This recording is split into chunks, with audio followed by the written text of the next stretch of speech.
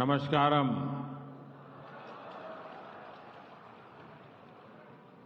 എൻ്റെ പ്രിയപ്പെട്ട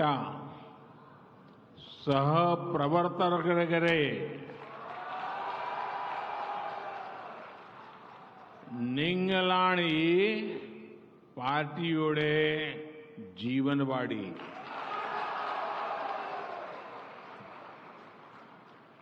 केरला में बीजेपी को सशक्त करने वाले आप सभी कार्यकर्ता साथियों के बीच आना मेरे लिए हमेशा बहुत ही सुखद होता है. विपरीत परिस्थितियों के बावजूद केरला के कोने कोने में कार्यकर्ताओं की अनेक पीढ़ियों ने बीजेपी का झंडा बुलंद रखा है. राजनीतिक हिंसा के बीच भी अपनी विचारधारा और देशभक्ति के प्रति कमिटेड रहने वाली कार्यकर्ताओं की हर पीढ़ी को आज मैं सर झुका करके नमन करता हूं. കേരളത്തിൽ ബിജെപിയെ ശക്തിപ്പെടുത്തുന്ന നിങ്ങളുടെ ഇടയിൽ വരുന്നത് എന്നെ സംബന്ധിച്ചിടത്തോളം വളരെ സുഖമുള്ള കാര്യമാണ്. വിപരീത പരിസ്ഥിതിയിലും കേരളത്തിലെ മുക്കിലും മൂലയിലുമുള്ള പ്രവർത്തകരുടെ പല തലമുറകൾ പാർട്ടിയുടെ പതാക ഉയരെ പാറിപ്പിക്കുന്നതിൽ വിജയിച്ചു. രാഷ്ട്രീയ അക്രമങ്ങളുടെ ഇടയിലും പ്രത്യയശാസ്ത്രത്തോടും ദേശഭക്തിയോടും അചഞ്ചലമായ വിശ്വാസമർപ്പിച്ച് ആ പ്രവർത്തകരുടെ തലമുറയെ ഞാൻ ശിരസ് നമിച്ച് ഇതാ വണങ്ങുന്നു. കേരളത്തിലെ എൻ്റെ സഹപ്രവർത്തകരെ, केरला के लोगों का प्रेम, उनका स्नेह हमेशा ही मुझे अभिभूत करता है. कल जिस क्षण में कोच्चि पर उतरा, तब से लेकर पूरे रास्ते भर हजारों लोग मुझे अपना आशीर्वाद देने आए. आज सुबह मैं गुरुवायूर और त्रिपायर मंदिर में दर्शन के लिए गया था. मंदिर के भीतर मैंने जनार्दन के आशीर्वाद की अनुभूति की और मंदिर के बाहर मुझे ईश्वर रूपी जनता जनार्दन के दर्शन हुए. हजारों की संख्या एक बार फिर लोग मुझे आशीर्वाद देने के लिए आए थे. ये मेरा सौभाग्य है. ये भावना अद्भुत है. संगठन की ये शक्ति, केरल के कार्यकर्ताओं का ये परिश्रम वाकई बहुत संतोष देने वाला है. കേരളത്തിലെ ജനങ്ങളുടെ ഇഷ്ടം, പ്രേമം, സ്നേഹം എന്നും എന്നെ അത്ഭുതപ്പെടുത്താറുണ്ട്. ഇന്നലെ ഞാൻ കൊച്ചി എയർപോർട്ടിൽ ഇറങ്ങിയത് മുതൽ വഴിയരികിൽ മുഴുവനും ആയിരക്കണക്കിന് ജനങ്ങളാണ് എന്നെ അനുഗ്രഹിക്കാൻ എത്തിയത്. ഇന്ന് രാവിലെ ഗുരുവായൂർ, തൃപ്രയാർ ക്ഷേത്രങ്ങൾ ദർശനത്തിന് പോയി. ക്ഷേത്രങ്ങൾക്കകത്ത് ജനാർദ്ദനന്റെ അനുഭൂതി ലഭിച്ചു. എന്നാൽ ക്ഷേത്രങ്ങളുടെ പുറത്ത് എനിക്ക് ഈശ്വര രൂപം പൂണ്ട ജനാർദ്ദനന്റെ ദർശനവും ലഭിച്ചു. ആയിരക്കണക്കിന് ആളുകളാണ് വീണ്ടും എന്നെ അനുഗ്രഹിക്കാൻ വന്നിരുന്നത്. ഇതെന്റെ സൗഭാഗ്യമാണ്. ഈ വികാരം, ഈ ശക്തി, ഇത് അചിന്തിതമാണ്. ഇത് വളരെ അധികം സന്തോഷം എനിക്ക് നൽകുന്നു. കേരളത്തിലെ എൻ്റെ सह प्रवृत्त करे। केरला बीजेपी के कार्यकर्ताओं का सामर्थ्य कितना बड़ा है, ये हमने कुछ दिन पहले त्रिशूर में हुए नारी शक्ति सम्मेलन में देखा है। मेरा जीवन का बहुत बड़ा हिस्सा तो संगठन के कार्यकर्ता के तौर पर काम करते हुए ही बीता है। इसलिए अपने अनुभव से मैं कह सकता हूं कि इतना विराट सम्मेलन एक मजबूत संगठन ही करा सकता है। ये दिखाता है कि केरला में आप सभी कितनी अधिक मेहनत कर रहे हैं। കേരളത്തിലെ ബിജെപിയുടെ പ്രവർത്തകരുടെ കഴിവ് വളരെ വലുതാണ്. ഇത് കഴിഞ്ഞ ദിവസം തൃശൂരിൽ നടന്ന സ്ത്രീ ശക്തി സംഗമത്തിൽ കാണാൻ സാധിച്ചു. എന്റെ ജീവിതത്തിന്റെ വലിയ സമയം ഞാൻ സംഘടനാ പ്രവർത്തകരെന്ന നിലയിൽ പ്രവർത്തിച്ച് ചെലവഴിച്ചതാണ്. അതുകൊണ്ട് തന്നെ അനുഭവത്തിന്റെ വെളിച്ചത്തിൽ എനിക്ക് പറയാൻ സാധിക്കും, ഇതുപോലെയുള്ള വലിയ സമ്മേളനം അത് നടത്തണമെങ്കിൽ ഒരു ശക്തമായ സംഘടനയ്ക്ക് മാത്രമേ സാധിക്കൂ എന്ന്. ഇത് നിങ്ങൾ കേരളത്തിൽ എത്ര പരിശ്രമിക്കുന്നു, എത്ര അധികം പരിശ്രമിക്കുന്നു എന്ന് കാണിച്ചു തന്നു. കേരളത്തിലെ എന്റെ സഹപ്രവർത്തകരെ बीजेपी आज पूरे देश के हर क्षेत्र, हर वर्ग की पार्टी है। बीजेपी ही एकमात्र पार्टी है जिसके पास तेज विकास का ट्रैक रिकॉर्ड भी है और भविष्य का स्पष्ट विजन भी है। गरीब, महिला, युवा, किसान, मछुआरे, ये समाज के वो चार वर्ग है जिनके सशक्तिकरण से ही विकसित भारत का निर्माण होने वाला है। ये बीजेपी ही है जो गरीब कल्याण को सर्वोच्च प्राथमिकता देते हुए काम कर रही है। हमने गरीबों को मुफ्त राशन देने वाली योजना शुरू की और अब इसे 5 साल के लिए आगे बढ़ाया है। हमने गरीबों को मुफ्त इलाज की सुविधा दी, गरीबों को पक्के घर दिए, मुफ्त गैस कनेक्शन दिया। ऐसी योजनाओं से गरीबों का जीवन आसान हुआ है। ബിജെപി ഇന്ന് രാജ്യത്തെ എല്ലാ പ്രദേശത്തിലും എല്ലാ വിഭാഗങ്ങളുടെയും പാർട്ടിയാണ്. ബിജെപിക്ക് മാത്രമാണ് വേഗത്തിലുള്ള വികസനത്തിന്റെ ചരിത്രവും അതോടൊപ്പം ഭാവിയെപ്പറ്റി കൃത്യമായ കാഴ്ചപ്പാടുമുള്ളത്. പാവങ്ങൾ, സ്ത്രീകൾ, യുവാക്കൾ, കൃഷിക്കാർ, തൊഴിലാളികൾ എന്നിവർ ആ വിഭാഗങ്ങളാണ് ആരെയാണോ ശക്തിപ്പെടുത്തേണ്ടത്, എങ്ങനെയാണോ വികസിത ഭാരതം സാധ്യമാവേണ്ടത്, അതിനാരെയാണോ ശക്തിപ്പെടുത്തേണ്ടത്, അതിവരാണ്. പാവങ്ങളുടെ ക്ഷേമത്തിന് വളരെ പ്രാധാന്യം നൽകുന്ന പാർട്ടിയാണ് ബിജെപി. നമ്മൾ പാവങ്ങൾക്ക് സൗജന്യ റേഷൻ നൽകുന്ന പദ്ധതി ആരംഭിച്ചു. ഇപ്പോൾ അത് 5 വർഷത്തേക്ക് കൂടി നീട്ടിയിരിക്കുന്നു. നമ്മൾ പാവങ്ങൾക്ക് സൗജന്യ ചികിത്സയ്ക്കുള്ള സൗകര്യങ്ങൾ ചെയ്തു. അവർക്ക് നല്ല വീട് നൽകി, സൗജന്യ പാചകവാതക കണക്ഷൻ നൽകി. ഇത്തരത്തിലുള്ള പദ്ധതികളിലൂടെ നാം പാവങ്ങളുടെ ജീവിതം സുഖകരമാക്കി. साथियों, बीजेपी सरकार की प्राथमिकता है देश के सामान्य नागरिक की, आपकी कमाई बढ़े लेकिन बचत भी बढ़े। आयुष्मान भारत योजना के तहत 5 लाख रुपए तक का मुफ्त इलाज मिलने से देश के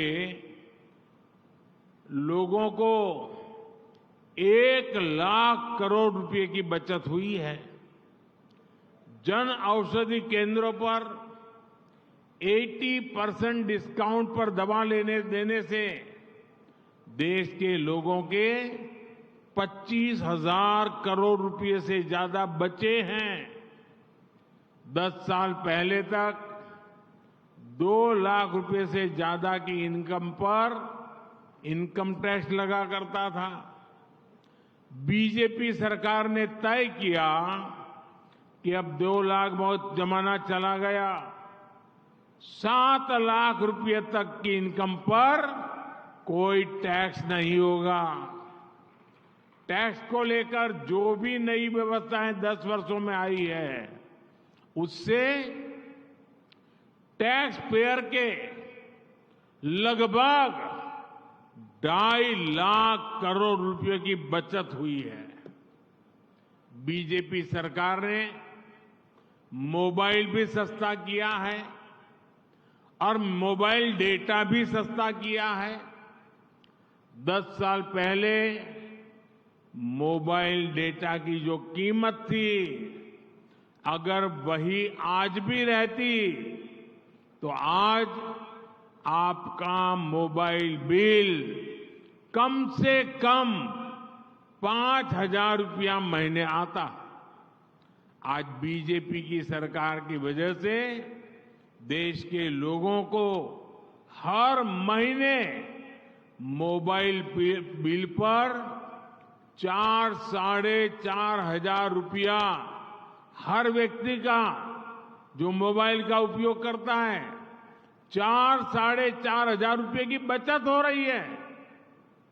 ബി.ജെ.പി. സർക്കാരിന്റെ പ്രാഥമികമായ ലക്ഷ്യം രാജ്യത്തെ സാധാരണക്കാരുടെ നിങ്ങളുടെ വരുമാനം വർദ്ധിപ്പിക്കുക എന്നതിനോടൊപ്പം അവരുടെ സമ്പാദ്യവും വർദ്ധിപ്പിക്കുക എന്നുള്ളതാണ്. ആയുഷ്മാൻ ഭാരത് പദ്ധതിയിലൂടെ 5 ലക്ഷം രൂപ വരെയുള്ള ചികിത്സ സൗജന്യമായി ലഭിക്കുന്നതിലൂടെ രാജ്യത്തിലെ സാധാരണക്കാർക്ക് 1 ലക്ഷം കോടി രൂപയുടെ ലാഭമുണ്ടായിട്ടുണ്ട്. ജനൌഷധി കേന്ദ്രങ്ങളിലൂടെ 80% കിഴിവിൽ മരുന്നുകൾ ലഭിക്കുന്നതിലൂടെ ജനങ്ങൾക്ക് ഏതാണ്ട് 25,000 കോടി രൂപയിലധികം ലാഭമുണ്ടായിട്ടുണ്ട്. 10 വർഷങ്ങൾക്ക് മുമ്പ് 2 ലക്ഷം രൂപയിലധികം വരുമാനമുള്ളവർ ആദായ നികുതി നൽകണമായിരുന്നു. ആ 2 ലക്ഷം രൂപയുടെ കാലം കഴിഞ്ഞു. ബി.ജെ.പി. സർക്കാർ തീരുമാനിച്ചു 7 ലക്ഷം രൂപ വരെയുള്ള വരുമാനത്തിന് ആദായ നികുതി വേണ്ട എന്ന്. നികുതി വിഷയത്തിൽ കഴിഞ്ഞ 10 വർഷത്തിനുള്ളിലുണ്ടായ മാറ്റങ്ങൾ, പുതിയ തീരുമാനങ്ങൾ കൊണ്ട് രാജ്യത്തിലെ നികുതിദായകർക്ക് 2.5 ലക്ഷം കോടി രൂപയുടെ ലാഭമുണ്ടായിട്ടുണ്ട്. ബി.ജെ.പി. സർക്കാർ മൊബൈൽ ഫോണിന്റെ വില കുറച്ചു. അതോടൊപ്പം മൊബൈൽ ഡാറ്റയുടെ വിലയും കുറച്ചു.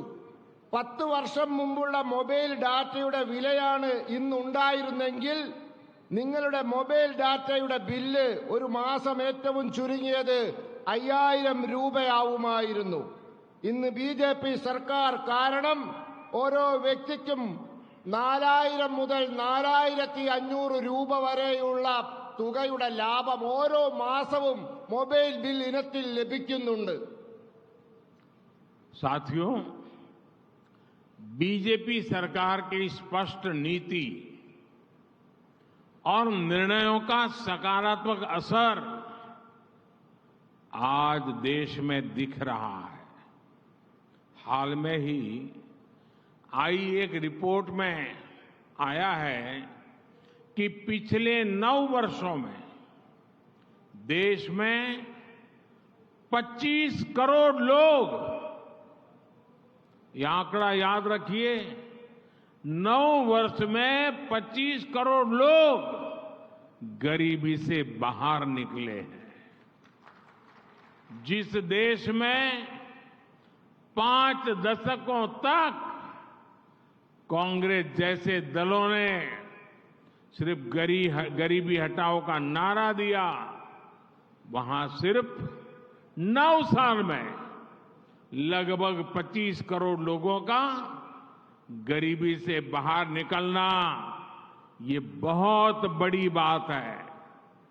ये दिखाता है कि विकसित भारत बनने के लिए हमने जो दिशा तय की है, जिस रास्ते पर चल रहे हैं, वो रास्ता सही है।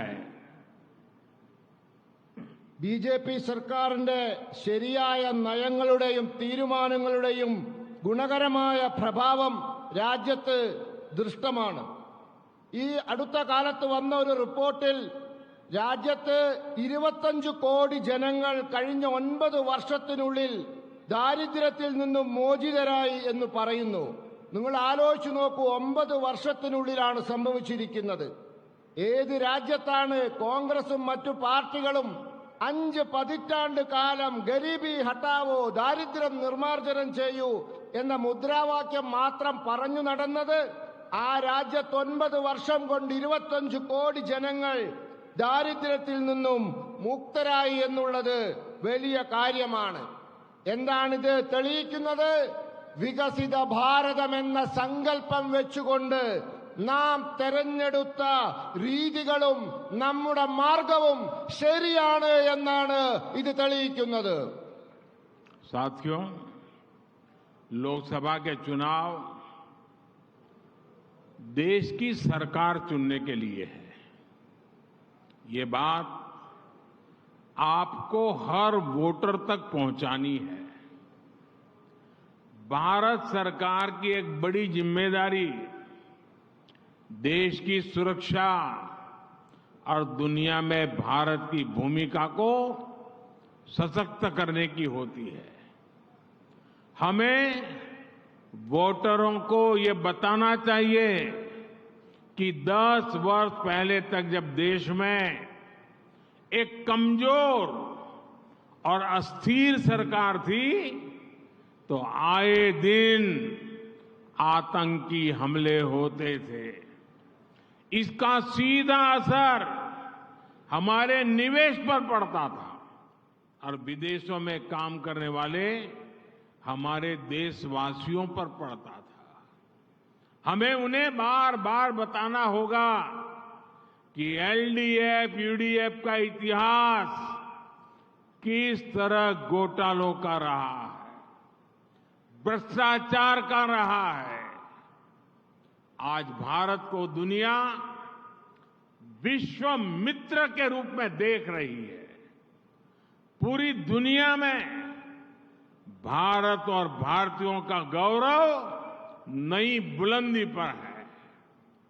इसका बेहतरीन उदाहरण गल्फ देशों के साथ हमारे संबंध है।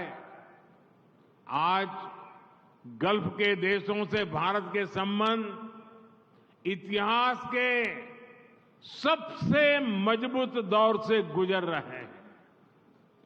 गल्फ के देशों में भारतीयों का सम्मान भी बढ़ा है, उनके लिए अवसर भी बढ़े हैं और उन्हें सुरक्षा का भरोसा भी मिला है। കേരളത്തിലെ എന്റെ സഹപ്രവർത്തകരെ, ലോക്സഭാ തെരഞ്ഞെടുപ്പ് രാജ്യം ഭരിക്കേണ്ട സർക്കാരിനെ തെരഞ്ഞെടുക്കാനുള്ളതാണ്. ഈ കാര്യം നിങ്ങൾ എല്ലാ വോട്ടർമാരെയും പറഞ്ഞു മനസ്സിലാക്കേണ്ടതാണ്.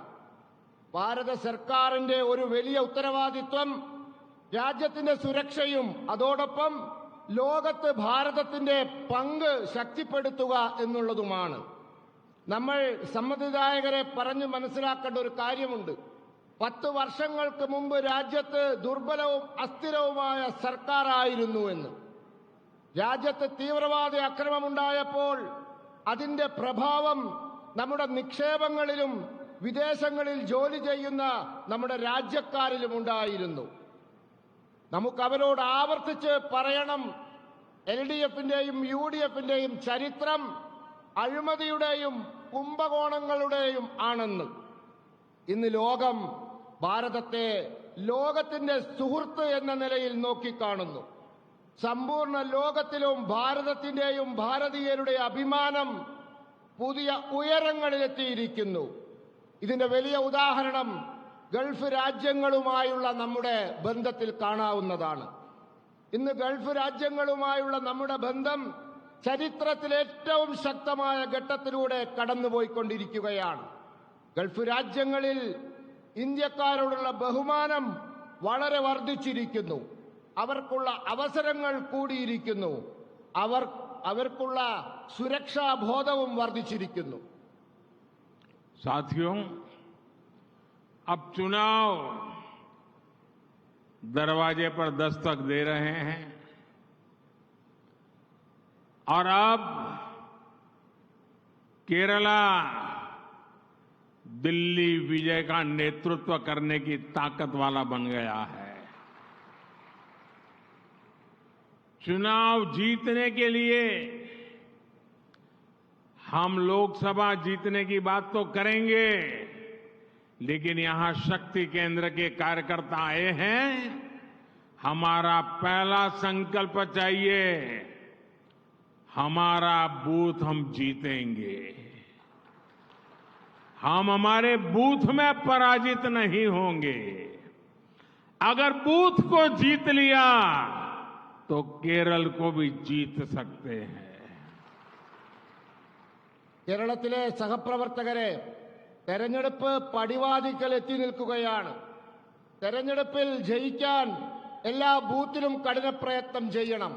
കേരളത്തിനും ദില്ലിയിൽ അതിൻ്റെതായ പങ്ക് വഹിക്കാനുണ്ട്. നമ്മൾ ബൂത്തിൽ ജയിക്കണം. എല്ലാ ബൂത്തിലും നാം ജയിച്ചാൽ നമുക്ക് കേരളവും നമുക്ക് ജയിക്കാൻ സാധിക്കും. അതുകൊണ്ട് കേരളം ജയിക്കാൻ നിങ്ങളുടെ ബൂത്തിൽ നിങ്ങൾ ജയിക്കണം. और इसलिए चुनाव जीतने के लिए आपको हर बूथ पर, हर मतदाता पर ध्यान केंद्रित करना है, भरपूर मेहनत करनी है और हर शक्ति केंद्र पर मेहनत करनी है। आपके शक्ति केंद्र में जो भी लाभार्थी है, उनसे आपका मिलना हो, आप उनको नाम से बुलाएं, उनके परिवार तक आप जाएं, इसको आप सबसे पहले प्राथमिकता दीजिए। आपके पास अपने क्षेत्र के सभी लाभार्थियों की लिस्ट जरूर होनी चाहिए। इस समय केरला में विकसित भारत संकल्प यात्रा चल रही है। इस यात्रा का लक्ष्य है कि केंद्र सरकार की विकास की योजनाओं से कोई छूटे नहीं। जिनको अभी लाभ नहीं मिला है, उन्हें आपको विकसित भारत संकल्प यात्रा में लाना है। मोदी की गारंटी वाली गाड़ी तक पहुंचाना है और मोदी की गारंटी यानी गारंटी के पूरा होने की गारंटी। ये बात हर वोटर तक आप सब साथी पहुंचाएंगे, ये मेरा विश्वास है। എല്ലാ ബൂത്തിലും കഠിന പ്രയത്നം ചെയ്യണം. എല്ലാ ശക്തി കേന്ദ്രങ്ങളിലും കഠിന പ്രയത്നം ചെയ്യണം. നിങ്ങളുടെ പ്രദേശത്തെ എല്ലാ ഗുണഭോക്താക്കളെയും നിങ്ങൾ കാണണം. അവരുടെ കുടുംബാംഗങ്ങളെ നിങ്ങൾ കാണണം. ഇതായിരിക്കണം നിങ്ങളുടെ പ്രാഥമികമായ പ്രവർത്തനം. നിങ്ങളുടെ കൈവശം നിങ്ങളുടെ പ്രദേശത്തെ എല്ലാ ഗുണഭോക്താക്കളുടെയും പട്ടിക ഉണ്ടാവണം. കേരളത്തിൽ ഇപ്പോൾ വികസിത ഭാരത സങ്കല്പ യാത്രകൾ നടന്നുകൊണ്ടിരിക്കുകയാണ്. ഈ യാത്രയുടെ ലക്ഷ്യം ഭാരത സർക്കാരിന്റെ വികസന പദ്ധതികൾ, ആ പദ്ധതികളിൽ നിന്നും ആരും ഒഴിവാക്കപ്പെടരുത് എന്നാണ്. ആർക്കെങ്കിലും പദ്ധതികളുടെ ഗുണം കിട്ടിയിട്ടില്ലെങ്കിൽ അവരെ നിങ്ങൾ വികസിത ഭാരത സങ്കല്പ യാത്രയിൽ കൊണ്ടുവരണം. മോഡിയുടെ ഗ്യാരണ്ടിയുള്ള വണ്ടിയുടെ അരികിൽ കൊണ്ടുവരണം. മോഡിയുടെ ഗ്യാരണ്ടി അഥവാ ഗ്യാരണ്ടി പൂർത്തീകരിക്കുമെന്ന ഗ്യാരണ്ടിയാണ് ഇത്. നിങ്ങൾ എല്ലാ സമ്മതിദായകരെയും പറഞ്ഞു മനസ്സിലാക്കണം. साथियों, अपने शक्ति केंद्रों पर लोगों से लगातार बार बार सक्रियता के साथ मिलते रहे, उनके मुद्दों को समझे और ये देखें कि किस योजना से उनकी समस्या का समाधान हो सकता है। आप अपने अपने शक्ति केंद्र में डिजिटल इंडिया के हर लाभार्थी से मिले। जिन्हें कॉमन सर्विस सेंटर मिला है उनसे जरा बातचीत कीजिए। डिजिटल कंटेंट क्रिएशन से बड़ी संख्या में हमारे युवा जुड़े हैं और कमाई भी कर रहे हैं। उन्हें बताइए कि सरकार की योजनाओं से उन्हें कैसे लाभ मिला है। रेहड़ी फुटपाथ पर काम करने वाले साथियों के लिए पहली बार पीएम स्वनिधि योजना बनाई है। ऐसे साथियों से भी रोज बात करनी चाहिए। നിങ്ങളുടെ ശക്തി കേന്ദ്രങ്ങളിലെ ജനങ്ങളുമായി സജീവമായി ഇടപെടുക, നിരന്തരമായി അവരുമായി സമ്പർക്കം ചെയ്യുക, അവരുടെ പ്രശ്നങ്ങൾ മനസ്സിലാക്കുക. അതോടൊപ്പം ഏത് പദ്ധതി കൊണ്ടാണ് അവരുടെ പ്രശ്നങ്ങൾ പരിഹരിക്കാൻ പറ്റുക എന്ന് നോക്കുക. നിങ്ങൾ നിങ്ങളുടെ ശക്തി കേന്ദ്രയിലെ ഡിജിറ്റൽ ഇന്ത്യയുടെ ഗുണഭോക്താക്കൾ, കോമൺ സർവീസ് സെന്ററുകൾ നടത്തുന്നവർ, അവരുമായി ചർച്ച ചെയ്യൂ, സംസാരിക്കൂ. ഡിജിറ്റൽ സംവിധാനങ്ങളിൽ ക്രിയാത്മകമായി പ്രവർത്തനം നടത്തുന്ന നമ്മുടെ യുവാക്കളുണ്ട്. അവർക്ക് വരുമാനം ലഭിക്കുന്നുണ്ട്. അവരോട് പറയൂ, സർക്കാർ പദ്ധതികൾ, ആ പദ്ധതികൾ കൊണ്ടാണ് അവർക്കൊക്കെ ഈ ലാഭമുണ്ടായിട്ടുള്ളത് എന്ന്. അതോടൊപ്പം തെരുവിൽ ഫുട്പാത്തിൽ കച്ചവടം ചെയ്യുന്ന ആളുകളുണ്ട്, സുഹൃത്തുക്കളുണ്ട് നമ്മുടെ. അവർക്ക് ആദ്യമായി PM സ്വാനിധി പദ്ധതി വന്നിരിക്കുന്നു. അങ്ങനെ ഉള്ള ആളുകളുണ്ട്. അവരോടും നിങ്ങൾ നിരന്തരമായി ബന്ധം പുലർത്തണം. आप सभी को बूथ स्तर पर एक निश्चित संख्या में लोगों की जिम्मेदारी लेनी चाहिए। कोई कार्यकर्ता 10 परिवार की जिम्मेवारी ले, कोई कार्यकर्ता 15 परिवार की जिम्मेवारी ले। अभी से उसको निश्चित काम दे देना चाहिए। इस तरह हर कार्यकर्ताओं को यह पता होगा कि उसके पास क्या काम है। आप अपने बूथ पर लोगों को वोटर लिस्ट से जोड़ने पर भी काम करें। कोई भी नागरिक मतदान के अधिकार से छूटना नहीं चाहिए। फर्स्ट टाइम वोटर्स को जोड़कर उसका बड़ा अभियान चलाना चाहिए। जो पहली बार वोट डालने वाला है उन्हें वोट करने के लाभ बताएं। वो देश का भविष्य तय करने वाला है। आप सभी ये जरूर निश्चित करें कि हर पात्र व्यक्ति उसका वोटर लिस्ट में नाम अवश्य होना चाहिए। ऐसे लोगों को हमने मदद भी करनी चाहिए।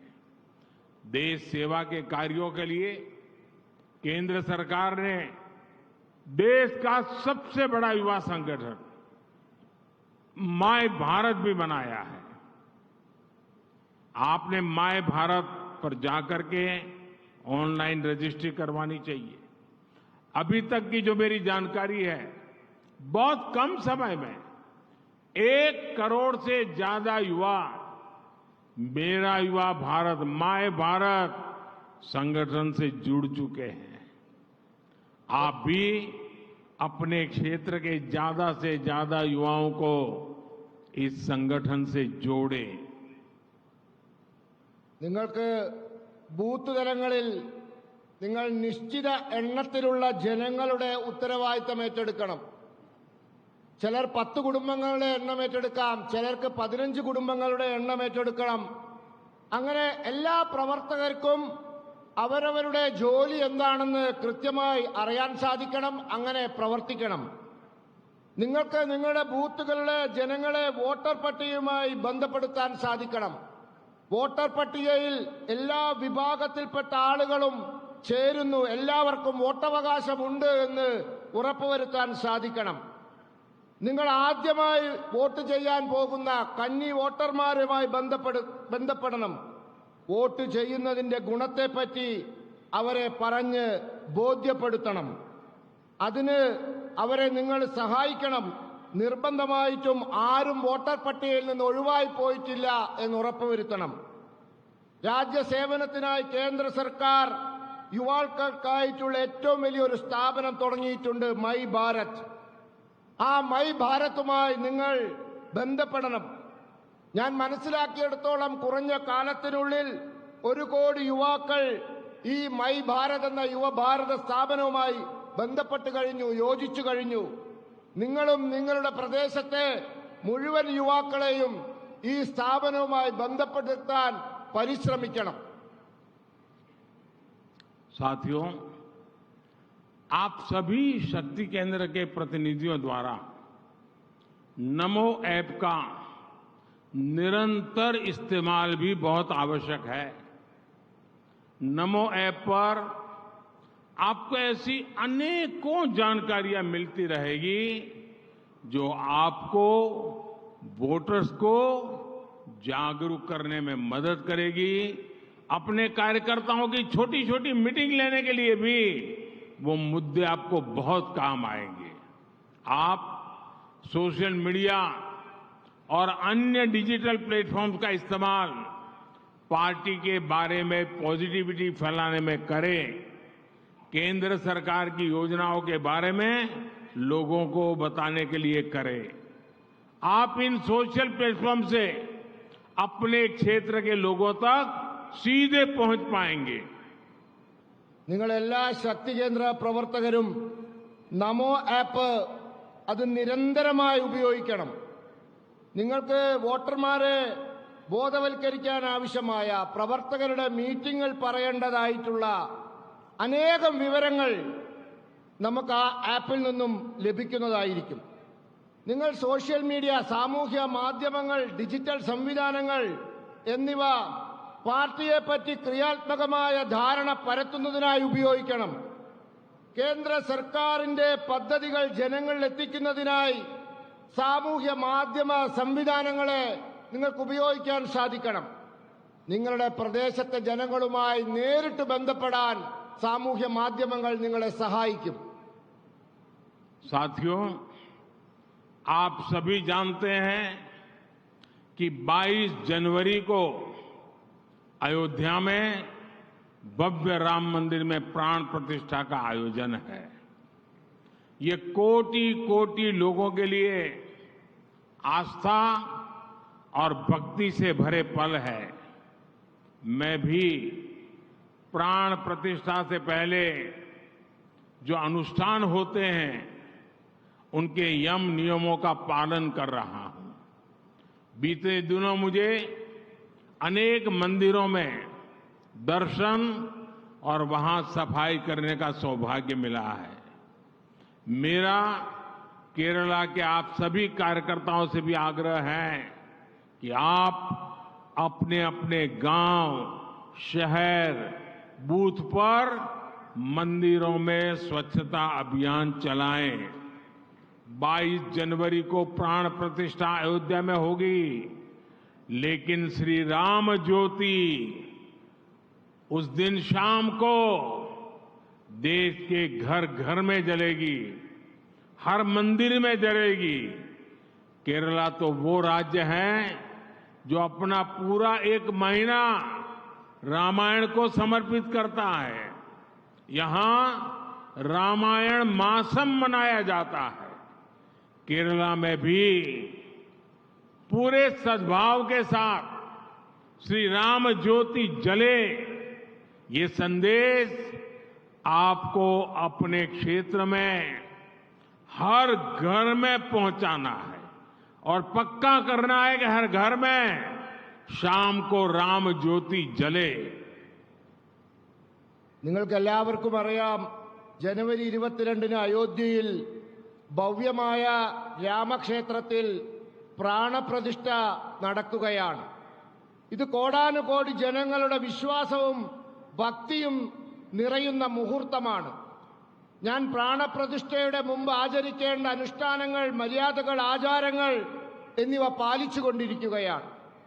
കഴിഞ്ഞ ദിവസങ്ങളിൽ എനിക്ക് അനേകം ക്ഷേത്രങ്ങൾ ദർശിക്കാൻ സാധിക്കുകയും അവിടെയൊക്കെ വൃത്തിയാക്കുവാനുള്ള സൗഭാഗ്യം ലഭിക്കുകയുമുണ്ടായി. ഞാൻ കേരളത്തിലെ പ്രവർത്തകരോട് പറയാൻ ആഗ്രഹിക്കുന്നത്, നിങ്ങൾ നിങ്ങളുടെ ഗ്രാമത്തിൽ, നഗരത്തിൽ, ബൂത്തിൽ ഒക്കെയുള്ള ക്ഷേത്രങ്ങൾ വൃത്തിയാക്കുക. ഈ പരിപാടി നടത്തുക. ജനുവരി മാസം 22-ന് പ്രാണപ്രതിഷ്ഠാ ചടങ്ങ് അയോധ്യയിൽ നടക്കും. എന്നാൽ ശ്രീരാമ ജ്യോതി രാജ്യത്തെ എല്ലാ വീട്ടിലും എല്ലാ ക്ഷേത്രങ്ങളിലും നമുക്ക് തെളിയിക്കണം. കേരളം എന്ന് പറയുന്നത് ഒരു മാസം മുഴുവൻ രാമായണത്തിന് വേണ്ടി സമർപ്പിക്കുന്ന ഒരു പ്രദേശമാണ്. ഇവിടെ രാമായണ മാസം ആചരിക്കുന്നുണ്ട്. കേരളത്തിലെ എല്ലാ പ്രദേശങ്ങളിലും എല്ലാ വീട്ടിലും ക്ഷേത്രങ്ങളിലും സമ്പൂർണ്ണ ഭക്തിയോടുകൂടി ശ്രീരാമ ജ്യോതി തെളിയിച്ച് നാം ആ ദിവസം ആഘോഷിക്കണം. ഈ സന്ദേശം നിങ്ങൾ എല്ലാ വീടുകളിലും എല്ലാ പ്രദേശത്തും എല്ലാ വ്യക്തിയിലും 22-ന് രാമജ്യോതി തെളിയിക്കേണ്ട ഈ സന്ദേശം എത്തിക്കണം. मैं केरल की जनता के सामर्थ्य को जानता हूं. देश के उज्जवल भविष्य के लिए काम करने का केरल के लोगों का मिजाज भी जानता हूं. मेरा उन पर बहुत भरोसा है. वैसे ही मुझे केरला के हर कार्यकर्ता पर उतना ही भरोसा है. आप चुनौतियों से तप करके निकले हुए कार्यकर्ता है. इसलिए केरला की जनता का भरोसा जीतने में आप जरूर सफल होंगे. और मैं फिर एक बार संगठन की शक्ति को प्रणाम करते हुए आप सबको बहुत बहुत शुभकामनाएं देता हूं. കേരളത്തിലെ ജനങ്ങൾ പ്രവർത്തകരെ ആ പ്രവർത്തകരുടെ കഴിവിൽ എനിക്ക് നല്ല വിശ്വാസമുണ്ട്. രാജ്യത്തിന് വേണ്ടി പ്രവർത്തിക്കാൻ നല്ല കഴിവുള്ള ആളുകളാണ് നിങ്ങൾ. അതുകൊണ്ട് തന്നെ നിങ്ങളുടെ കഴിഞ്ഞകാല പ്രവർത്തനങ്ങളിൽ എനിക്ക് നിങ്ങൾക്ക് കാണാൻ സാധിച്ച നിങ്ങളുടെ കഴിവിന്റെ വെളിച്ചത്തിൽ തന്നെ പറയാൻ സാധിക്കും, കേരളത്തിലെ ജനങ്ങളുടെ വിശ്വാസം നേടുന്നതിൽ നിങ്ങൾ നിശ്ചയമായും വിജയിക്കുക തന്നെ ചെയ്യുമെന്ന്. അതുകൊണ്ട് എല്ലാവർക്കും ഞാൻ ഇതാ ആശംസകൾ നേരുന്നു. मेरे साथ बोलिए, दोनों हाथ ऊपर करके पूरी ताकत से बोलिए, भारत माता की. രണ്ട് കൈയും മുകളിലേക്ക് ഉയർത്തിപ്പിടിച്ച് എന്നോടൊപ്പം വിളിക്കൂ, भारत माता की. ജയ് भारत माता की. ജയ് भारत माता की. ജയ് भारत माता की. ജയ് भारत माता की. ജയ് वंदे മാതരം वंदे മാതരം वंदे. മാതരം. बहुत बहुत धन्यवाद.